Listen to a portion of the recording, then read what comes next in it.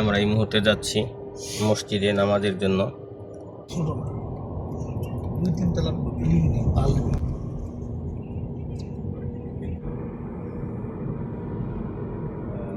আজকে জুমার দিন বিদেশে পেতে গেলে আসলে আল্লাহ রাব্বুল আলামিন বলেছে 3 শ্রেণীর মানুষের দোয়া কখনো ফেরত দেওয়া হয় না।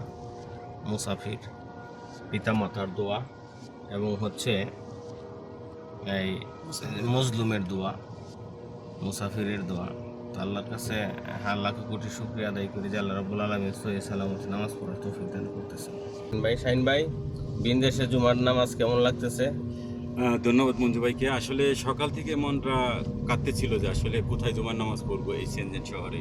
পরবর্তীতে নেটে সার্চ দিলাম যে সেনজেন মসজিদ কোথায় আছে। পরে আমরা উইচ্যাটের মাধ্যমে দিদির মাধ্যমে একটি গাড়ি বুক করলাম। তারপরে দেখি যে 6 কিলোমিটার ফাঁকে আমাদের মসজিদ, সেখানে যাচ্ছি। খুব অনুভূতিটাও অনেক ভালো, যে পর্যন্ত নামাজ পড়তে পারবো আরও ভালো লাগবে ইনশাল্লাহ। সবাই আমাদের জন্য দোয়া করবে। কেমন লাগছে বন্ধু জসিম? শুকরিয়া, আলহামদুলিল্লাহ, আল্লাহর কাছে লাখ করে শুকরিয়া। আল্লাহ যে বিদেশে আসার পর জুম্মার নামাজ পড়ার জন্য চেষ্টা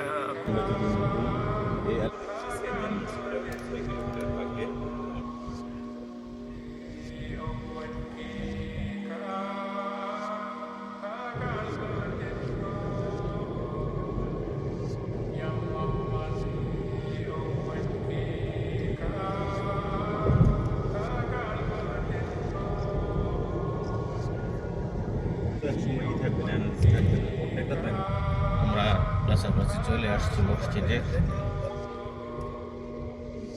আমরা পেয়ে গেলাম মসজিদ, নামাজের জায়গা।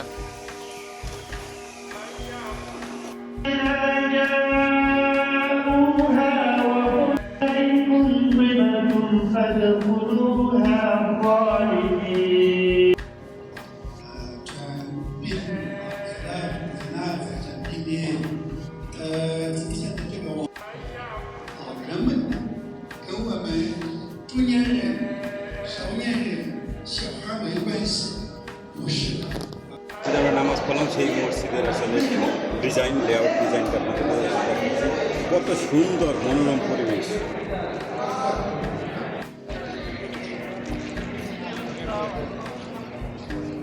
চায়নায় অসংখ্য মুসলিম দোকান রয়েছে, হালাল খাবার।